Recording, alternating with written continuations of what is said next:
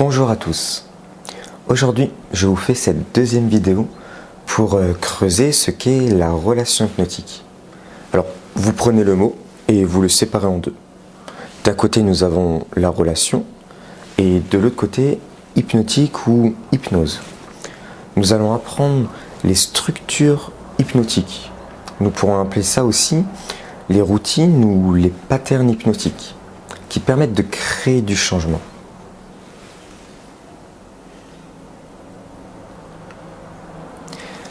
Tout n'est pas hypnose dans la vie, mais j'aime à croire que tout peut devenir hypnotique, qu'un simple caillou, qu'un tableau, qu'une discussion, qu'un échange entre deux personnes peut devenir hypnotique.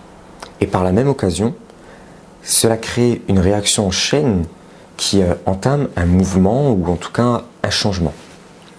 J'aime à croire que, à la base, l'hypnose ou le métier de l'accompagnement, c'est simplement de créer du changement, de créer du mouvement. Mais prenons un exemple concret. Imaginons que vous allez voir un accompagnateur, que ce soit un sophrologue, un kinésithérapeute, un ostéopathe ou même un hypnothérapeute, pourquoi pas, et que celui-ci adopte un langage, un vocabulaire qui est de l'ordre, je sais pas, on va dire chamanique, énergétique ou abstrait. À la base, c'est une suggestion comme une autre. C'est une manière de faire, elle est ni bonne ni mauvaise en soi. Alors, certaines personnes pourraient dire qu'elle parlerait à un type de personne ou un type de personnalité, de personnage. Je sais pas vous, mais moi je trouve que c'est plutôt limitant de voir les choses comme ça. Et aujourd'hui, j'aimerais vous proposer une autre vision, un autre point de vue, tout aussi limitant bien sûr, mais pas que. Si nous reprenons l'exemple, vous êtes face à un accompagnateur qui adopte un vocabulaire abstrait. Il peut y avoir deux facettes. La première, c'est que vous en avez déjà entendu parler, vous avez peut-être vécu quelques expériences avec quelqu'un d'autre. Peut-être que vous-même vous vous êtes déjà intéressé, vous avez quelques notions de ces courants-là, même que c'est les bases, pourquoi pas.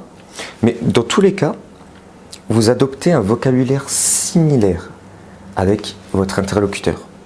Comme le vocabulaire est similaire, il y a une adhésion à ce que l'autre vous propose et vous vivez une expérience qui est plutôt agréable pour vous. Oui, il y a même des hypnothérapeutes ou des hypnotiseurs qui adoptent des langages de type énergétique, je sais pas, des animaux, des esprits, des forces. Ça existe, oui. Mais on connaît tous ça.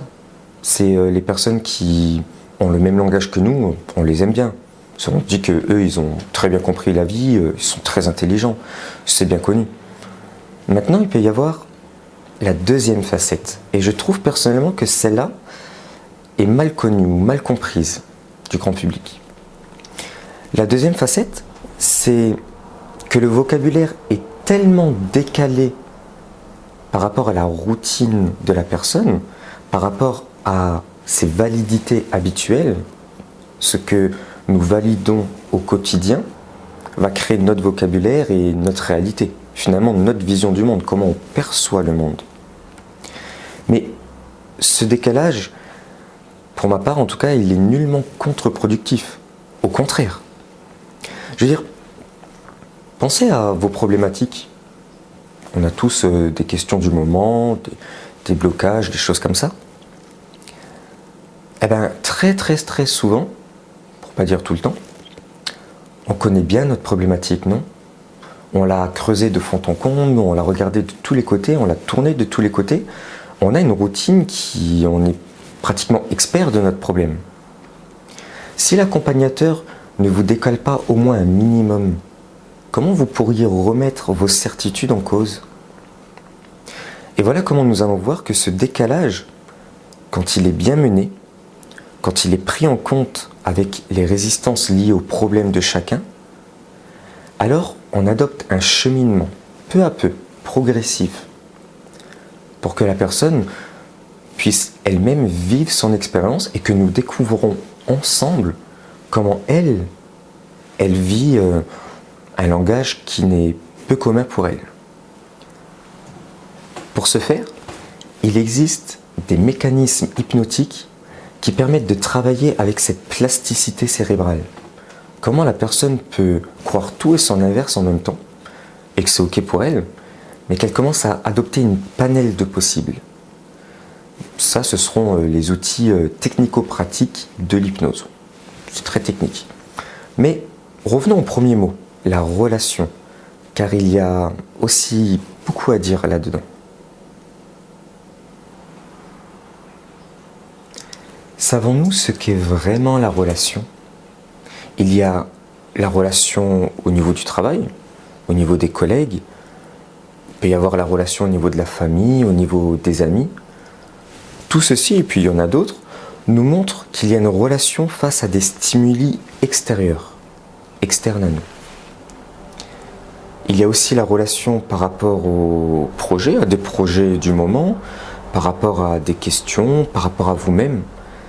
Tout ceci nous montre également qu'il y a une relation face à soi, par rapport à des stimuli internes en nous. Mais que pouvons-nous dire des relations humaines ? Si ce n'est que, pour la plupart du temps, nous sommes isolés, le seul, face à notre propre monde, finalement. Nous sommes le soi isolé de ce que nous percevons comme réel, de ce que nous croyons être la réalité.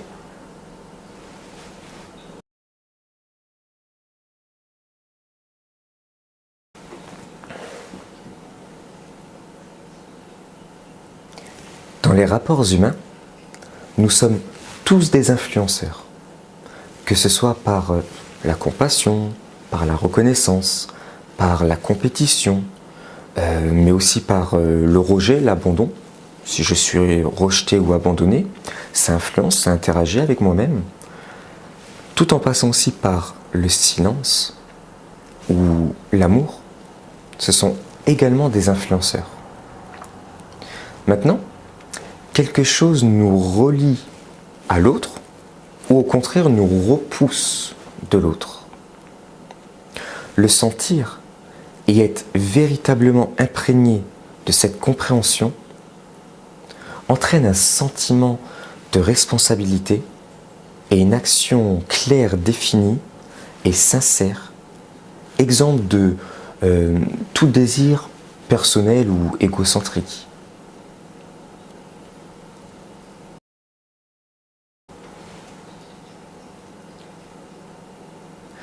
Quand nous adoptons cette compréhension-là, un échange sincère avec votre interlocuteur se crée et ensemble, nous sommes en train de vivre l'expérience que la personne en apprend de plus sur elle-même.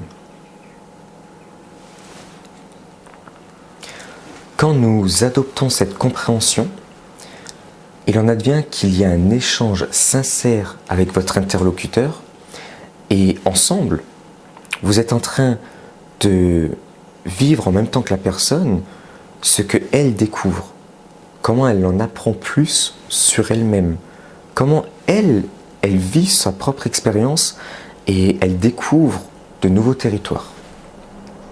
Pour vous donner un exemple personnel, il m'est arrivé une fois d'accompagner une personne qui est transgenre. C'était un homme qui est devenu une femme qui est allée jusqu'à l'opération. Alors, lors du premier rendez-vous, j'accueille cette femme, voilà, et cette femme est très très très très forte. Niveau cognitif, très grande manipulatrice. Je vous avoue que j'étais en face d'elle et que je pataugeais un peu, je ne savais pas trop où j'étais. Un peu dans ma tête, un peu à l'extérieur, et je me dis, quelque part j'ai envie de l'aider, mais il y avait un blocage quelque part. Jusqu'à un moment donné, où j'ai commencé à souffler et à me dire, ok, sois simplement présent pour elle. Je me souviens qu'à un moment donné, elle me disait, vous comprenez ce que je vous dis ? Et je la regarde et je lui dis, non, pas du tout. Mais par contre, je sais que je suis présent à vous. Et puis elle continuait à essayer de m'expliquer d'une façon la plus précise possible sa réalité, comment elle vivait son quotidien, qui était pour le coup plutôt complexe, plutôt difficile pour elle. Au même moment, j'ai eu un livreur qui est venu et puis il n'arrêtait pas de sonner et toquer à la porte. Et moi je bougeais pas et je continuais simplement à la regarder. À un moment donné, elle s'arrête, elle me dit mais ça sonne, ça toque, vous n'allez pas ouvrir? À ce moment-là, je lui dis non. Je lui dis écoute, ça peut sonner, ça peut toquer, ça peut casser la fenêtre 10 000 fois. Ici, la personne qui m'apporte, c'est toi. Et c'est la personne la plus importante là maintenant. Alors j'en ai rien à faire de ce qui se passe autour de moi. À ce moment-là, il y a eu un blocage, un silence très très rempli, très pesant, et la personne fond en larmes.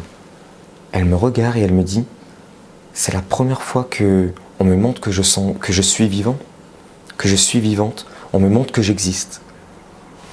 Alors, il n'y a eu aucune technique là-dedans. Il n'y a eu pas de technique hypnotique, il y a simplement eu une relation. Simplement le fait d'être sincère, de vouloir être avec l'autre, même si je ne la comprends pas, mais de me dire que la personne est la plus importante là, maintenant.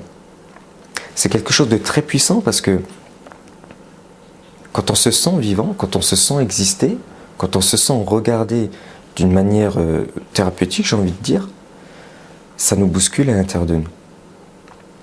Voilà pour le petit partage personnel qui pourrait, je l'espère, en tout cas vous éclairer, vous donner des pistes.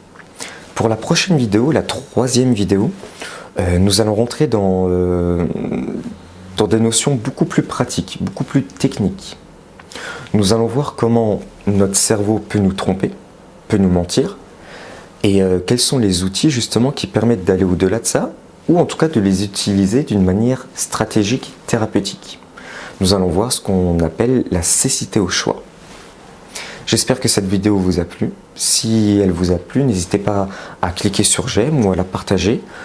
Aussi à me faire part de vos questions, de vos réflexions. De nouveau, je tiens à le préciser, c'est un échange et c'est quelque chose d'évolutif. Quant à moi, je vous dis à la semaine prochaine pour la 3e vidéo où nous allons voir ce qu'est la cécité au choix et comment notre mental, notre cerveau peut nous mentir. Je vous dis à bientôt.